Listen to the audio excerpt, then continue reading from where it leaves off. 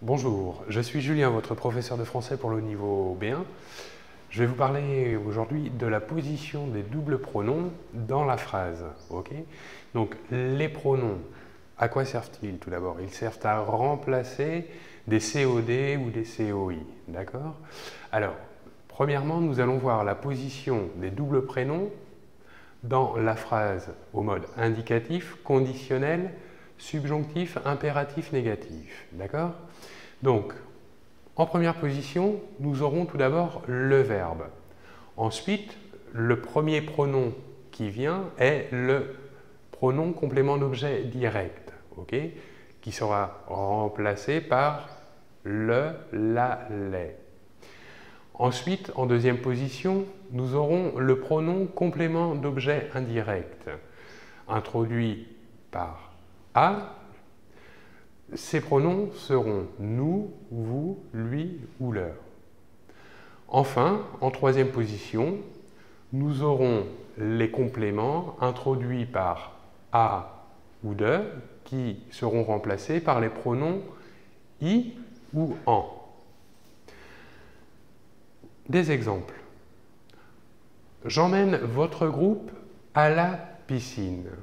D'accord? Donc ici, nous avons le verbe j'emmène. Ensuite, votre groupe, qui est ici un complément d'objet direct. Et à la piscine, c'est le à plus le but. D'accord? Donc le complément introduit par la préposition à. Donc, transformons cette phrase avec double pronom. Cela donnera je vous y emmène. D'accord? Donc, le vous que nous avons ici, c'est le vous qui remplace votre groupe et le i remplace quant à lui le complément à la piscine. Un autre exemple. Je n'ai pas donné de renseignements à Marie. Donc ici, une phrase avec un temps composé.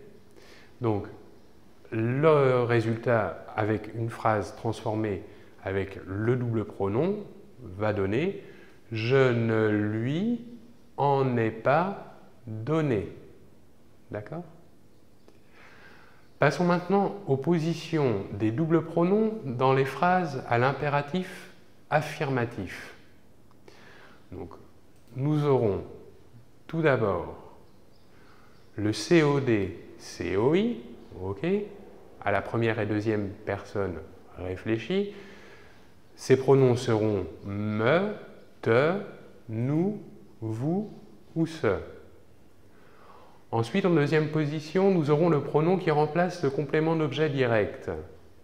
Le, la, les ou l'apostrophe.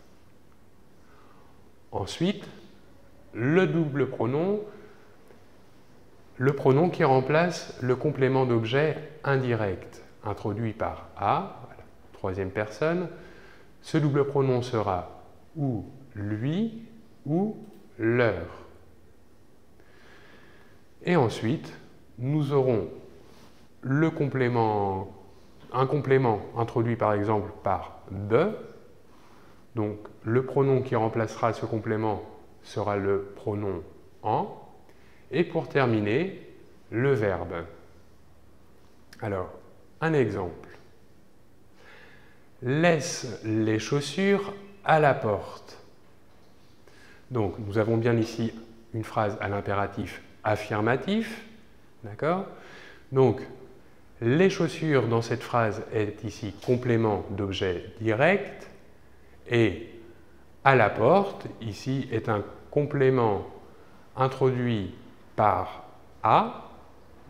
Donc, le complément d'objet direct, ici, est remplacé par le pronom les. Donc, on le place en première position. Et ensuite, le pronom y, qui lui remplace le complément introduit par la proposition a. Deuxième exemple, donne des fraises à Pierre. Alors, ici, nous avons tout d'abord le verbe à l'impératif à la forme affirmative. Ensuite, nous avons des fraises qui ici est un complément introduit par la préposition de. Et enfin, à Pierre, qui est ici un complément d'objet indirect introduit par à. Donc, comme nous l'avons vu dans le tableau ici, l'ordre des doubles pronoms va être le suivant. Donc, nous aurons en première place le verbe, bien entendu. Ensuite, nous aurons le complément d'objet indirect, donc lui, qui remplace ici à Pierre. Et enfin, le pronom en, qui remplace le complément des fraises. Voilà pour la position de l'impératif affirmatif. Voilà maintenant la position des doubles pronoms dans la phrase interrogative avec inversion du sujet. Donc, comme nous le voyons dans le tableau ici, nous aurons tout d'abord le premier terme de la négation ne, suivi du complément d'objet direct à la troisième personne, donc le pronom le, la ou les. Enfin, le complément d'objet indirect introduit par à, qui sera remplacé par nous, vous, lui ou leur. Et pour terminer, si nous avons un autre complément dans cette phrase introduit par à ou par de, nous aurons le pronom y ou le pronom en. Pour terminer, nous aurons le verbe, que ce soit un temps simple, ou l'auxiliaire, si c'est un temps composé. Voyons deux exemples. Nous accompagnez-vous à la réception? Donc, ici, nous avons bien une phrase interrogative avec inversion du sujet. Quel va être le résultat avec une phrase transformée avec un double pronom? Nous y accompagnez-vous. D'accord? Donc, ici, à la réception, qui est un complément autre introduit par la préposition à, nous remplaçons ce complément par y. Voilà ce que ça donne. Nous accompagnez-vous à la réception? Nous y accompagnez-vous? Deuxième exemple. N'a-t-il pas raconté l'histoire à Paul? Donc, deuxième exemple avec une phrase interrogative avec inversion du sujet. Alors, quel va être le résultat avec la transformation du double pronom? Alors, dans l'exemple, l'histoire que nous avons ici, le complément est un complément d'objet direct et à Paul, ici, est un complément d'objet indirect. Alors, en regardant le tableau que nous avons ici, le résultat va être le suivant. Ne la lui a-t-il pas raconté? Donc là, ici, est un pronom complément d'objet direct qui remplace le complément d'objet direct, l'histoire. Donc nous le positionnons en première place. Et lui qui remplace à Paul.